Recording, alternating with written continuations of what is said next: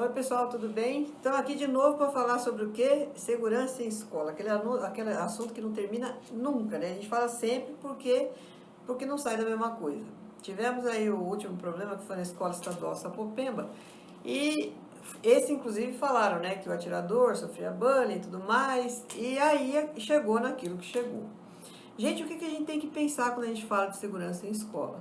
Quando a gente fala de segurança em escola, são vários pontos para ver. Eu, inclusive, essa semana, num grupo de discussão que a gente tem aí sobre segurança, né? Uma pessoa falou para mim, falou, olha, porque alguém devia ter feito alguma coisa, se tivesse um vigilante, tinha melhorado. Eu diria, e tanto que falei isso no grupo e que causou espanto para todo mundo. Eu diria para todo mundo, se tivesse um programa de combate anti-bullying que existe uma lei para isso, a gente talvez não tivesse um problema tão grande acontecendo. Qual que é o grande problema das pessoas? Pais, muitas vezes até o pessoal da segurança, as pessoas desconhecem que existe essa lei. Isso é um programa que, por lei, tem que existir nas escolas. Mas me diz, quantas escolas que a gente vê realmente esse programa sendo implantado, sendo trabalhado direitinho como deve ser? A maioria não é. Então, qual que é o grande problema de tudo na vida, não é só da segurança em escola? São as pessoas saberem que existe e não fazer, ou até nem saberem que existe, né?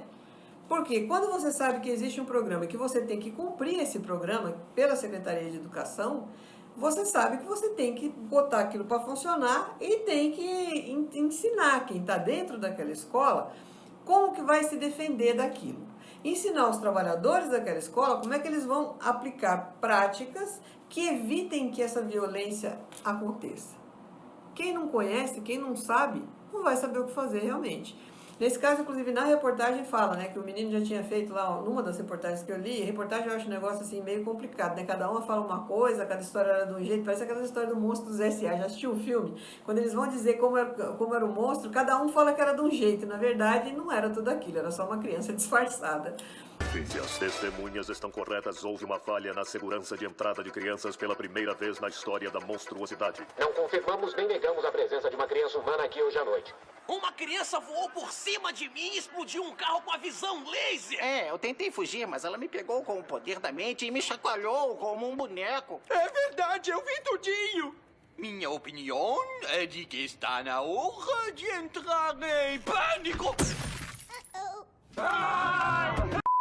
Mas a reportagem, infelizmente, faz isso, né? Cada um vai lá, vem com uma versão, algumas vezes as versões, da maioria delas, é condizente com a realidade, e tem umas versões que você olha e fala, peraí, mas de onde tirar essa história? Que apareceu coisa aí que a gente nem sabia. A gente, no fim, não sabe muito como é que a gente vai agir, né, no mundo aqui normal, longe lá das câmeras, porque, na verdade, as informações, às vezes, são desconexas. Mas o que a gente sabe que é a realidade a gente tem que fazer? A gente precisa desse programa na escola. Se o menino já tinha até feito um boletim de ocorrência, por que não foi tomada uma atitude quanto a isso? Por que não fizeram alguma coisa para parar essa violência dentro da sala de aula? E ó, quando a gente fala em escola, parar a violência, vamos mudar, vamos. Eles chegam lá e fazem o quê? Pegam o cara que está sofrendo bullying lá dentro daquela sala e passam ele para outra sala. Quando, na verdade, você tem que dispersar quem está fazendo, não quem está sendo vítima. Porque senão você está agindo da maneira totalmente errada. O que você faz? Tem lá, está acontecendo, são 5 meninas contra um cara lá que estava lá na escola. Um menino, como é o caso desse aí que aconteceu. O que você faz? Primeiro você dispersa todo mundo dentro da classe, ninguém mais vai sentar junto. Óbvio que você vai ter que ter uma vigilância maior, tanto na sala de aula pelo professor, e ele consegue fazer isso, porque quando você está dando aula, você sabe o que está ouvindo, você não é surdo, né? Você não está lá na frente escrevendo na lousa, mas eu estou de costas. Teve professor que já me falou isso uma vez. Mas eu estou de costas, tá? Mas você não ficou surdo. Você está escrevendo, você está escutando zum, zum, zum. Você vira e vê o que está acontecendo. Quando vai sair para o intervalo, a gente tem que ter auxiliares de classe que fiquem rodando por ali. Ou fecha todas as salas e ninguém fica nos corredores, ou você mantém alguém rodando por ali para saber o que está acontecendo. Alguém que eu falo não é uma pessoa, hein? Dependendo da escola, são várias, que você tem que pôr nos corredores andando para saber como é que funciona a coisa. Então, você veja, esse tipo de coisa, ele tem como ser evitado. Os pais em casa, quando viram o comportamento diferente desse menino, deveriam ter feito a mesma coisa, deveriam ter já começado a monitorar, a conversar com essa criança, com esse adolescente, para saber o que está acontecendo. Então, muito desses casos dá para evitar? Dá. Mas evita-se? Não. E por quê? Porque todo mundo ou faz bracinho curto, ou nem está pensando que isso pode acontecer. Isso é a coisa mais comum do mundo acontecer hoje. Então, a recomendação que fica aqui, para que não aconteça, a gente tem que ter escola vigilante, pais vigilantes e alunos treinados para obedecer as regras, para entender que tem que ter inteligência emocional suficiente para não fazer isso com o coleguinha. E o coleguinha que receber isso acontecer, para que ele tenha inteligência emocional suficiente, para que ele possa chegar para alguém e falar, para pedir ajuda, para pedir apoio. Então, a gente vê nesse caso, como já viu em vários outros, uma sequência de erros que poderia ter sido evitada. E, infelizmente, chegou a um desfecho trágico. E aí, quando me falaram essa semana, mas você acha que isso aí para? Do jeito que está, não vai parar nunca. Por quê? Porque é uma mudança sistêmica, precisa ser uma mudança na sociedade. Quando você entra, por exemplo, no grupo de WhatsApp do seu condomínio e vê aquele pau lascado, às vezes até por causa de uma besteira, tipo política, ou sujeira de cachorro, qualquer coisa assim, você olha e fala, pô, esse pai não tem a menor condição de educar um filho, porque ele não tem inteligência emocional nenhuma. Então, por aí, você já vê como é que você vai ficar lá na frente. Ou você fala, pô, esse cara é um ignorante. Se ele ensinar o filho dele desse jeito, o filho dele vai ser um brucutu. E aí você já imagina como é que fica a situação dentro da escola. Porque os filhos, gente, eles são CD em branco. Tudo que você falar, eles vão gravar. Tudo que você mostrar para eles que é certo, eles vão entender que é certo.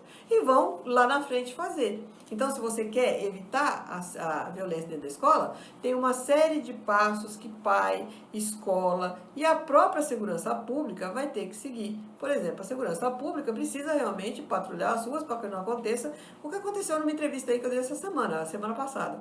A molecada agora não briga dentro da escola, eles marcam para brigar fora. E aí você precisa do quê? Da segurança pública também agindo. Ou seja, são vários passos que a gente segue para que a gente amarre todas as pontas e diminua a violência. Se não conseguir fazer isso, infelizmente, nós vamos ainda ter vários outros casos do mesmo tipo.